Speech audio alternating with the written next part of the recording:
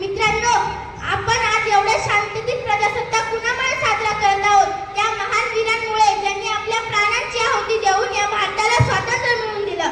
दुर्दैव असं झालं आहे, आता तर स्वातंत्र्य आणि प्रजासत्ताक फक्त एक दिवसच मर्यादित आहे. आज 26 जानेवारी म्हणलं की आपण हातात झेंडा घेतो आणि आपली छाती अभिमानाने फुलते. दुसऱ्या दिवशी तो तिरंगा कुठे कचऱ्यात, कुठे रस्त्यावर पडलेला असतो. जणू काही आपलं स्वातंत्र्य आणि प्रजासत्ताक फक्त एक दिवस मर्यादित आहे का? नाही ना. आज छातीवर बिल्ला आणि हातात तिरंगा दिसते. आज छातीवर बिल्ला आणि हातात तिरंगा दिसेल. उद्या मात्र तोच कागदी तुकडा रस्त्यावर लोळताना दिसेल.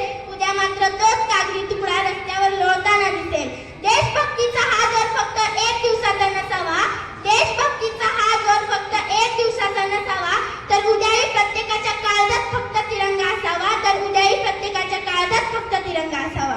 मित्रांनो, आपण तर अजून छोटे आहोत. आपल्याला मोठे होऊन खूप काय करायचं आहे. तर आपण आत्ताच केलं तर काय वाटेल त्या महान वीरांना की ज्या भारत देशासाठी मी माझ्या प्राणांची आहुती दिली, ज्या भारत देशासाठी मी माझ्या प्राणांची आहुती दिली, आणि आजची पिढी या भारत देशाचा अपमान करत आहे आणि आजची पिढी या भारत देशाचा अपमान करत आहे.